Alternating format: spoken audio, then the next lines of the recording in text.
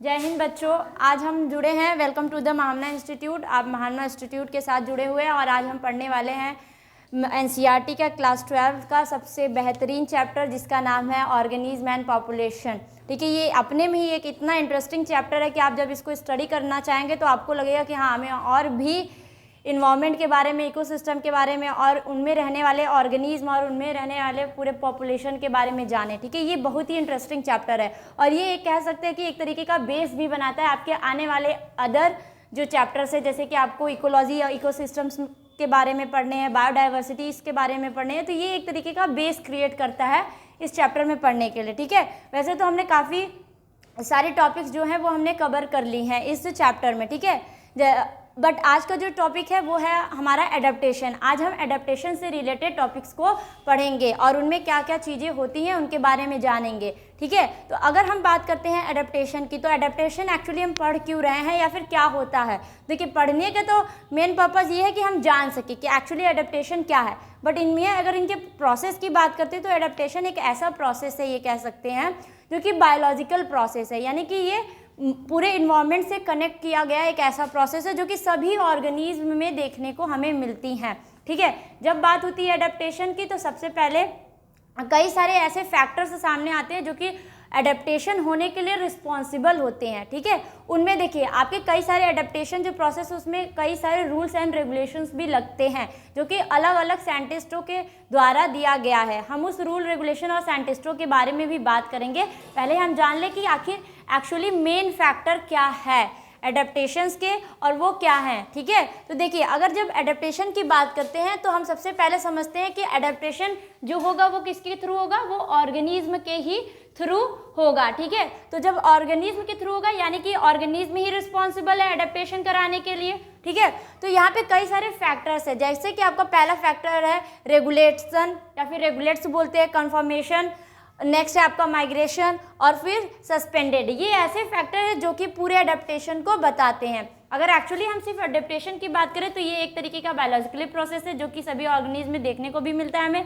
साथ ही साथ देखिए अब हम ऐसे समझ सकते हैं कि सपोज करिए अगर हम बात रेगुलेशन की कर रहे हैं तो उसमें आपके एग्जाम्पल्स आपके मैमल्स एंड बर्ड्स आते हैं। ठीक है, और जब बात मैमल्स एंड बर्ड्स की होती है तो इनमें भी एडेप्टेशन देखने को मिलते हैं। अब सपोज करिए एग्जाम्पल में हम आपको बताते हैं, कुछ ऐसे मैमल्स हैं जो कि आपके हिली एरियाज पे रहते हैं, कुछ ऐसे मैमल्स हैं जो कि आपके टेम्परेट एरियाज में रहते हैं, कुछ ऐसे मैमल हैं जो कि आपके ओशियन एरियाज में रहते हैं, समझ रहे हैं, और कुछ ऐसे हैं जो कि आपके आइसलैंड वगैरह पे रहने वाले, जैसे कि एग्जांपल में आपका पोलर बियर। आप जानते हैं पोलर बियर आपने देखा है, काफ़ी हैवी होती है उसकी body structure, white polar bears होते हैं। ठीक है, तो उनका जो एडेप्टेशन हुआ होता है या ये कह लीजिए जो उनके लिविंग लाइफ स्टाइल जो होती है वो बिल्कुल उस कंडीशन के अकॉर्डिंग क्या होती है, अडॉप्ट करके रखे होते हैं। ठीक है, अगर हम उनको वहाँ से मतलब पोलर रीजन से निकाल के अगर हम किसी और रीजन या क्लाइमेटिक कंडीशन में रखेंगे तो वो सरवाइव नहीं कर पाएंगे।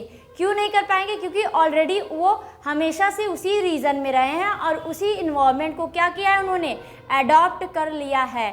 ठीक है, जहाँ पे एडेप्टेशन, देखिए एडेप्टेशन एक ऐसी भी चीज़ है कि अगर जैसे कि हम किसी कैरेक्टर को अडॉप्ट कर लेते हैं तो उनको छोड़ना मुश्किल है या उनके बिना सरवाइव करना मुश्किल है। ठीक है, बहुत सारी दिक्कतें आ सकती हैं। तो वैसे ही एडेप्टेशन भी है कि जो चीज़ें हमने कह सकते हैं, जैसे कि एडेप्टेशन में ये भी ऐड हो सकता है कि वो एज अ जेनेटिकली बेस्ड भी हो सकता है, यानी कि हमारा पूरा बॉडी उस टेम्परेचर के अकॉर्डिंग डिपेंड है या फिर कह सकते हैं उस क्लाइमेटिक कंडीशन के अकॉर्डिंग डिपेंड है, जिसमें कि आपके टेम्परेचर्स हो गए, एयर, वाटर, लाइट, सारी चीज़ें आपकी उसमें आती हैं एज अ फैक्टर। ठीक है, तो मैंने अभी आपको एक मैमल का नाम दिया पोलर बियर। ठीक है, तो उसमें क्या बोलते हैं कि उनके बॉडी के पास इस तरीके की कैपेसिटी रहती है या फिर कह लीजिए कि उनके बॉडी में एडिपोज नामक टिश्यूज़ एक ऐसे पाए जाते हैं जो कि उनके बॉडी को क्या करके रखते हैं, वो वार्मफुल करके रखते हैं, यानी कि उस कंडीशन से लड़ने के लिए रेजिस्टिव बना के रखते हैं और इसी वजह से वो उस तरीके के कंडीशन को क्या करते हैं, हैंडल आउट कर पाते हैं और अपने आप को सर्वाइव कर पाते। बट अगर यही पोलर बियर को हम कहाँ लेके चले आएँ, कहीं डेजर्ट एरिया में लेके चले आएँ, तो पॉसिबिलिटी नहीं कि वो पोलर बियर ज़्यादा समय तक वहाँ सर्वाइव कर पाए। ठीक है, तो ये क्या है, ये है एडेप्टेशन, यानी कि एक बार जो चीज़ें अडॉप्ट की गई हैं वो चेंज नहीं हो सकती हैं।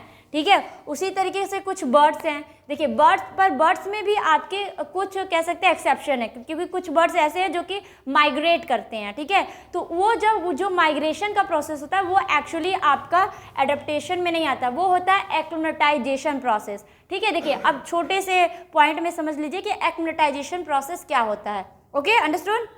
देखिए जब बात होती है एक्लिमेटाइजेशन, वैसे तो एक्लिमेटाइजेशन और एडाप्टेशन दोनों ही डिफरेंट है बिल्कुल, ठीक है। तो हम इसीलिए छोटा सा यहाँ पे डिस्कस करते हैं, बाकी हम ब्रॉडली अदर लेक्चर में डिस्कस करेंगे। तो जब बात होती है एक्लिमेटाइजेशन की, तो एक्लिमेटाइजेशन भी एक बायोलॉजिकल प्रोसेस है, बट इस प्रोसेस में क्या होता है, ये टाइम के अनुसार चेंज होती है। यानी कि हम ये कह सकते हैं कि आपका जैसे कि सपोज करिए, अभी एग्जांपल में ह्यूमन बींग्स लेते हैं, ठीक है। तो अभी ठंड का मौसम है तो हम क्या कहते हैं, जैकेट वगैरह सब सारी चीज़ें हम पहन के रखते हैं। क्यों? क्योंकि हमें अपने आप को इस इन्वायरमेंट में क्या करना है, स्टेबल करके रहना है, इस इन्वायरमेंट की तरह अपने आप को करके चलना है, रख के चलना है, ठीक है। यानी सर्वाइव हमें करना है, तो हम क्या करते हैं, एक्स्ट्रा चीज़ें हम अपने आप को लेते हैं, ठीक है, कि ताकि हम सर्वाइव कर सके। और अगर यही हम डेजर्ट एरिया में भी जाएंगे तो भी हम अपने बॉडी को उस तरीके से ढाल लेते हैं, ये कहिए, या उस टेम्परेचर या उस क्लाइमेट के अनुसार अपने आप को चेंज कर लेते हैं। तो जो टाइम टू टाइम वेरी करे चीज़ें और बॉडी टाइम टू टाइम चीज़ों को अडॉप्ट करती रहे, या फिर कहिए कि एक्लिमेटाइज करती रहे, अडॉप्ट नहीं एक्लिमेटाइज करती रहे, तो वो प्रोसेस क्या होता है आपका, एक्लिमेटाइजेशन, ठीक है। एक्लिमेटाइजेशन और एडेप्टेशन, यही डिफरेंस है दोनों में, एक्लिमेटाइजेशन और एडेप्टेशन में, ठीक है। एडेप्टेशन जो कि चेंज नहीं की जा सकती है अपने बिहेवियर्स को, ठीक है, खासकर बिहेवियर्स को, और एक्लिमेटाइजेशन जो कि ऐसी चीज़ें हैं जहाँ पे हम अपने बिहेवियर्स को according to climatic condition, time, behaviour हम अपनी चीज़ों को चेंज कर सकते हैं। जैसे कि सपोज करिए आप छोटे थे तब का बिहेवियर आपका अलग था, अब आप बड़े हो गए अभी का बिहेवियर अलग है, फिर आप और भी एडल्ट केसेस में जाएंगे तो आपका चेंजेस और बिहेवियर में चेंजेस देखने को मिलेगा। तो ये एक तरीके का क्या है, ये एक तरीके का एक्लिमेटाइजेशन है, ये एडॉप्टेशन नहीं है। क्योंकि ये अगर एडॉप्टेशन होता तो जैसे आप बचपन में थे तैसे अभी भी होते, ठीक है, बट ये चीज़ें नहीं होती हैं। एक्लिमेटाइजेशन में टाइम के अकॉर्डिंग चीज़ें चेंज होती रहती हैं, ठीक है। तो हमने पहले एक्सपेक्ट के बारे में बात की जो कि रेगुलेशन था। दूसरा है कन्फर्मेशन। देखिए कन्फर्मेशन में आपके जैसे कि कुछ प्लांट्स और एनिमल्स आ जाते हैं। अगर प्लांट की बात करते हैं तो कुछ जीरोफिटिक आते हैं, कुछ हाइड्रोफिटिक प्लांट्स आते हैं। जैसे कि देखिए अगर जीरोफिटिक प्लांट्स की बात करते हैं तो जीरोफिटिक प्लांट्स क्या होते हैं, जिनको लेस वाटर की ज़रूरत होती है, या फिर ये भी कह सकते हैं कि उनको वाटर की बिल्कुल भी ज़रूरत नहीं होती है, वो आपके जीरोफिटिक प्लांट कहलाते हैं। जिनके लीव्स कैसे होते हैं, काफ़ी थीन होते हैं,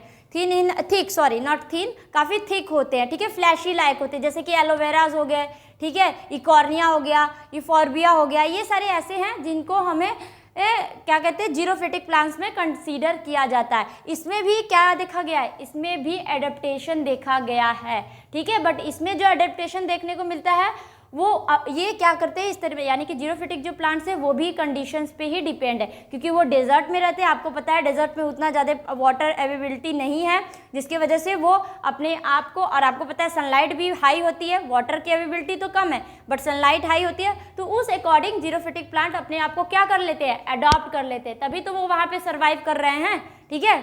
अब उसी तरीके से हाइड्रोफिटिक प्लांट्स, अगर हाइड्रोफिटिक प्लांट्स की बात करते हैं तो हाइड्रोफिटिक प्लांट्स वो प्लांट्स होते हैं जिनको वाटर की ज़्यादा नेसेसिटी होती है, यानी कि वाटर उनको चाहिए ही चाहिए। अगर थोड़ा बहुत लाइट या सनलाइट उनको कम मिल रही है तो भी वो सर्वाइव कर जाएंगे, बट उनको वाटर चाहिए, यानी कि वाटर उनकी क्या है, नेसेसिटी है, ठीक है। तो उसमें आपके बहुत सारे हाइड्रोफिटिक प्लांट्स आ जाते हैं, जैसे कि आपके ओशियन लेक्स में पाए जाने वाले, वैसे ओशियन में कम, जैसे लेक्स हो गया, पॉन्ड हो गया, तो इन सब में पाए जाने वाले, और आपके जहाँ पे पानी के कंडीशंस ज़्यादा हो वहाँ पे पाए जाने वाले प्लांट वो आपके हाइड्रोफिटिक प्लांट्स कहलाते हैं। जैसे कि आपने नाम सुना होगा मार्सिलिया, ठीक है, ये सब आपके हाइड्रोफिटिक प्लांट्स ही हैं। फर्न वगैरह जो कि वाटर प्लेसेस पे ही पाए जाते हैं, ठीक, तो ये सब आपके क्या है, हाइड्रोफाइट्स प्लांट्स हैं। नेक्स्ट हम एक्सपेक्ट पे आते हैं जो कि है आपका माइग्रेशन, ठीक है। माइग्रेशन में एग्जांपल है आपके बर्ड्स एंड फिशेस, बर्ड्स और फिशेस को लिया गया। अब देखिए माइग्रेशन में क्यों बर्ड्स फिशेस को लिया, ये भी चीज़ों को अडॉप्ट करती हैं। जैसे कि देखिए जिस प्लेस पे हैं, खासकर एक एग्जाम्पल दिया गया कोरलांड नेशनल पार्क, ठीक है, जो कि राजस्थान में है। तो ये यहाँ पे, हाँ, यहाँ पे बर्ड्स, जो बर्ड्स है ये ज़्यादा देखने को मिलती हैं। ये इसलिए यहाँ ज़्यादा देखने को मिलती हैं क्योंकि ये क्या करती हैं, ये माइग्रेट करके आई हुई रहती हैं, ठीक है। और फिर जो आपका लास्ट एस्पेक्ट है वो है आपका सस्पेंडेड, जिसमें कि आप देखते हैं डाइपॉजिस कंडीशन को, एस्टिवेशन को, हाइबरनेशन को। ये भी तीनों आपके अलग अलग प्रोसेस है। जब बात होती है किसकी, डाइपॉजिस की, तो यहाँ पे एग्जांपल क्या आते हैं, जूओप्लैंक्टन्स आते हैं। और आपको पता है जूओप्लैंक्टन्स क्या होते हैं, जो कि वाटर में रहने वाले एनिमल्स कहलाते हैं और वाटर में रहने वाले आपके ऑर्गेनिज्म कहलाते हैं, और वो लोअर क्लास के भी ऑर्गेनिज्म रहते हैं, ठीक है। अगर हम ट्रॉफिक लेवल की बात करते हैं तो ये 3rd नंबर के ट्रॉफिक लेवल पे आते हैं, जो कि वाटर के ट्रॉफिक लेवल को, या फिर ये कह सकते हैं कि एक्वेटिक ट्रॉफिक लेवल को ये काफ़ी ज़्यादा मेंटेन करके भी रखते हैं, ठीक है। नेक्स्ट एस्टिवेशन आता है। तो एस्टिवेशन भी एक तरीके का क्या है, बायोलॉजिकल प्रोसेस है, जो कि कई सारे ऑर्गेनिज्म में देखने को मिलते हैं। खासकर एग्जांपल में जैसे मैं आपको बताती हूँ, बियर, भालू, ठीक है। जो बियर होता है वो क्या करता है, 6 मंथ वो अपने मज़े से रहता है, मज़े से खाता है, सर्वाइव करता है, रिप्रोड्यूस करता है, ठीक है। बट 6 महीने के लिए वो क्या करता है, सो जाता है, अपने आप को एस्टिवेट कर देता है, ठीक है। तो वो 6 महीने के लिए सो जाता है, यानी कि 6 मंथ एक्टिव रहता है, 6 मंथ इनएक्टिव रहता है, ठीक। तो ये प्रोसेस क्या कहलाता है आपका एस्टिवेशन, जो कि एक्चुअली सोने का इसका जो सीज़न होता है वो कहाँ होता है, समर के समय वो अपने आप को क्या कर लेता है, अपने बॉडी को पूरी तरीके से इनएक्टिव कर लेता है और कहाँ चला जाता है, स्लीपिंग मोड पे चला जाता है, ठीक है। नेक्स्ट है आपका हाइबरनेशन। अब हाइबरनेशन क्या है, हाइबरनेशन भी एक तरीके का आपका क्या है, बायोलॉजिकल प्रोसेस है, ठीक है। यहाँ पे क्या होता है कि यहाँ पे जैसे एग्जांपल में हम बताते हैं, फ्रॉग, मेंढक, ठीक है। फ्रॉग में ऐसा मतलब बोल सकते हैं कि ऐसा कैरेक्टर होता है कि वो हाइबरनेट करता है या फिर हाइबरनेशन प्रोसेस पे वो जाता है, यानी कि ये कह सकते हैं कि विंटर स्लीपिंग, जब विंटर का समय आता है फ्रॉग का, तो ये पूरी तरीके से अपने बॉडी को क्या करता है, इनएक्टिव मोड पे डाल के ये स्लिप ऑन चला जाता है, ठीक है। ये इसलिए होता है क्योंकि आपको पता है जो फ्रॉग्स होते हैं वो ज़्यादातर रेनी सीजन्स में देखने को मिलते हैं, जहाँ पे वो ज़्यादा एक्टिव रहते हैं, ठीक है। तो अगर इनके इनएक्टिव के कंडीशन की बात की जाए तो वो प्रोसेस आपके हाइबरनेशन प्रोसेस था, जहाँ पे वो अपने बॉडी को क्या करते हैं, एक तरीके से अपने बॉडी को रिलैक्स करते हैं और आने वाले सीजन्स में अपने आप को किस तरीके से एक्टिवेट करना है और किस तरीके से अपने आप को रेगुलेट करना है, ये सारे चीज़ों को वो करता है। तो वो प्रोसेस आपका हाइबरनेशन कहलाता है। तो ये जो आपने 4 एस्पेक्ट्स पढ़े हैं, या फिर ये कह लीजिए कि आपने 4 फैक्टर्स को कंसीडर किया, जो कि रेगुलेशन है, कन्फर्मेशन है, माइग्रेशन है और सस्पेंडेशन है, ठीक है। तो ये 4 चीज़ें ऐसी हैं जो कि एडेप्टेशन के पॉइंट ऑफ व्यू से काफ़ी इंपॉर्टेंट है और काफ़ी क्वेश्चंस यहाँ से पॉइंट आउट किए जाते हैं, ठीक है। तो अब हम नेक्स्ट कुछ और अदर एडेप्टेशन चीज़ों को पढ़ेंगे, ठीक है। तो आइए हम पढ़ते हैं उसके कुछ अदर। देखिए हम बात करेंगे आज अब अदर एक्सपेक्ट्स या फिर अदर एडेप्टेशन के बारे में कि और भी क्या चीज़ें हैं। अभी हमने कुछ एडेप्टेशंस के बारे में पढ़े, 4 फैक्टर्स के बारे में हमने पढ़े, बट और भी कुछ एडेप्टेशन है जो कि अदर ऑर्गेनिज्म में देखने को मिलते हैं। अगर हम पहले एडेप्टेशन की अगर हम बात करते हैं तो देखिए एल्टीट्यूड सिकनेस। एल्टीट्यूड सिकनेस से क्या समझते हैं कि एटमॉस्फेरिक प्रेशर रिड्यूस, जो कि एटमॉस्फेयर के प्रेशर को क्या करे, रिड्यूस करे।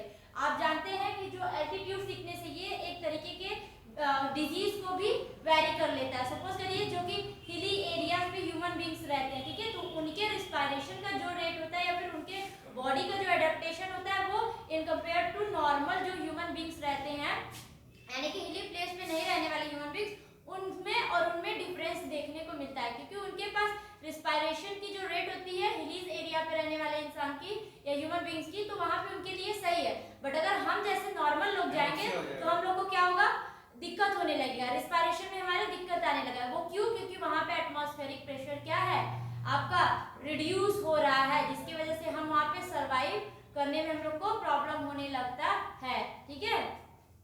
नेक्स्ट है आपका क्या, आर्कीबैक्टीरिया। आर्कीबैक्टीरिया के सेल वॉल्स वगैरह में भी कई तरीके के एडेप्टेशन देखने को मिलते हैं, ठीक है। नेक्स्ट है आपका एंट्यूरेटिक फिशेस, जो एंटार्क्टिक रीजन में फिशेस रहती हैं, यानी कि एंटी फ्रीज प्रोटीन, उनके पास एंटी फ्रीज नामक प्रोटीन्स पाए जाते हैं जो कि उनके पूरे बॉडी लेयर्स पे प्रेजेंट होते हैं, ठीक है। और वो प्रोटीन क्या करते हैं, इनको हेल्प करते हैं इस एंटार्क्टिक रीजन में रहने के लिए, ठीक है। नेक्स्ट है आपका क्या, बैरोफिल्स। बैरोफिल्स में क्या होता है, यहाँ प्रेशर लिविंग, यानी कि यहाँ पे प्रेशर बहुत ज्यादा देखने को मिलती है। तो ज़्यादा देखने को मिले, वहाँ पे अगर किसी भी प्रकार का लिविंग ऑर्गेनिज्म सर्वाइव कर रहा है तो वो आपका एडेप्टेशन क्या कहलाता है, बैरोफेज कहलाता है। ठीक है, नेक्स्ट है लास्ट है आपका डेजर्ट लिजार्ड। डेजर्ट में रहने वाला लिजार्ड है जो कि अपने आप को क्या किया है, बिहेवियरली अपने आप को अडॉप्ट किया, यानी कि उनके बिहेवियर में चेंज देखने को आपको मिलेंगे। ठीक है, खासकर जो भी डेजर्ट में रहने वाले ऑर्गेनिज्म हैं या एनिमल्स हैं, ठीक है, तो उसमें कौन आता है आपका, डेजर्ट लिजार्ड आता है। ठीक है, अब देखिए हमने जो भी एडेप्टेशन के बारे में चीजें पढ़ी हैं, ठीक है, अब ये एडेप्टेशन तो जो हो रहा है नेचर के हेल्प से, बायोलॉजिकल प्रोसेस के हेल्प से, वो तो हो रहा है, बट एक्चुअली इसमें कुछ रूल्स और रेगुलेशंस भी लगाए जाते हैं, या फिर ये कहिए कि लगते हैं नेचुरली, बट हमें पता नहीं चलता कि कौन से रूल यहाँ फॉलो हो रहे हैं। बट कुछ साइंटिस्ट ऐसे थे जिन्होंने इस चीज को प्रूव भी किया है और अपने नाम से कई सारे रूल्स को दिए हैं, जिसमें कि आपके 2 से 3 रूल्स बहुत ही इंपॉर्टेंट है। अगर हम पहले रूल की बात करते हैं तो उसको बर्गमैन रूल के नाम से हम जानते हैं, जहां पे उन्होंने बताया है कि जो आपका बर्गमैन यानी जो साइंटिस्ट है उन्होंने अपने रूल में बताया है, एक्चुअली इन्होंने इंडोथर्म्स ऑर्गेनिज्म या ये कह सकते हैं कि इंडोथर्म जो एनिमल्स या प्लांट्स होते हैं उनको इन्होंने कंसीडर करके रखा हुआ है, और उन्होंने 2 पार्ट्स में डिवाइड किया है, एक इक्वेटर प्लेस को लेके डिवाइड किया और एक पोल रीजन को लेके डिवाइड किया। आपको पता है ग्लोब में हमारे इक्वेटर रीजन, पोल रीजन और आपका टर्मिनल रीजन देखने को मिलता है। ठीक है, तो वहां पे उन्होंने 2 चीजों को लेके, एक इक्वेटर रीजन और दूसरा पोल रीजन को लेके उन्होंने डिवाइड किया। उन्होंने बताया है कि जो इक्वेटर एरिया पे रहने वाले एनिमल्स या ऑर्गेनिज्म है वो कैसे होते हैं, वो वार्मर एरिया में रहते हैं, यानी कि सनलाइट वहां पे ज्यादा होती है, यानी कि टेम्परेचर वहां पे ज्यादा होता है, सनलाइट इन केस टेम्परेचर वहां पे ज्यादा होता है। बट यही अगर पोलर रीजन की बात करते हैं तो वो कोल्डर रीजन होता है, यानी कि वहां पे टेम्परेचर क्या है, वहां भी टेम्परेचर ज्यादा है, but in case of cold climatic reason. Okay, तो इन दोनों चीज को, जो ये 2 एक्सपेक्ट दिए गए, इक्वेटर रीजन और कोल्ड रीजन, ये किसके द्वारा दिया गया, ये बर्गमैन के द्वारा दिया गया, उनके रूल में दिया गया। ठीक है, जो दूसरा रूल है वो है आपका एलेन्स रूल। एलन भी एक साइंटिस्ट थे जिन्होंने रूल दिया जिसका नाम पड़ा एलेन्स रूल। तो उन्होंने अपने रूल में क्या कंसीडर किया, बॉडी के साइज को कंसीडर किया। बर्गमैन ने किसको कंसीडर किया, टेम्परेचर को कंसीडर किया था। ओके, बट जो एलेन्स थे उन्होंने बॉडी साइज को कंसीडर किया। समझ रहे हैं आप लोग? तो जब उन्होंने बॉडी साइज को कंसीडर किया तब वो बताया कि जो वार्मर एरिया में रहने वाले ऑर्गेनिज्म है या एनिमल्स है वो कैसे होंगे, वो लार्ज होंगे।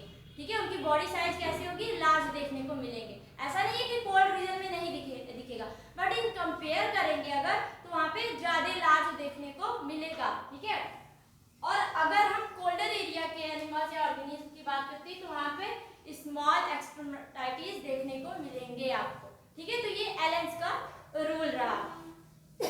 सॉरी, जो थर्ड रूल है आपका वो है जॉर्ज रूल। ठीक है, इन्होंने क्या बताया कि इन्होंने जो लिया कंडीशन वो स्किन या फिर बॉडी कलर को लिया। ठीक है, क्योंकि बर्गमैन ने ऑलरेडी टेम्परेचर के बारे में बता दिया, एलेन्स ने बॉडी साइज के बारे में बता दिया, तो इन्होंने जो अपना कंसीडरेशन दिया वो बॉडी या स्किन कलर को लेके दिया कि क्या मतलब क्या चेंजेस हैं होती हैं एडेप्टेशन में, या किस तरीके का चीज देखने को मिलता है।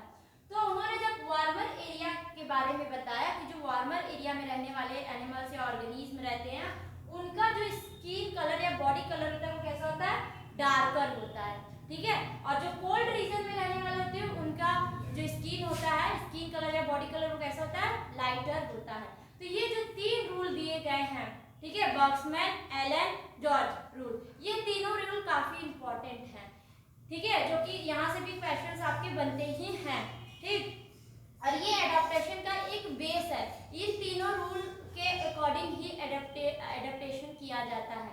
ठीक है, तो आज को जो लेक्चर है हम यहाँ पे इसको स्टॉप करेंगे, और नेक्स्ट जो हमारा लेक्चर है जो कि हम पढ़ेंगे ऑर्गेनिज्म की सारी बातें यहाँ पे क्लियर हो चुकी हैं। अब हम जो हमारा दूसरा पार्ट है यानी कि पॉपुलेशन, तो हम अब इसको पॉपुलेशन की तरफ पढ़ेंगे। ठीक है, तो आज के लिए ये क्लास यहीं पे स्टॉप करते हैं और नेक्स्ट वीडियो में हम पॉपुलेशन के बारे में पढ़ेंगे। ठीक है, अगर आपको मेरी वीडियोस अच्छी लगे तो आप लाइक करें एंड सपोर्ट करें महामना इंस्टीट्यूट को। Thank you very much everyone.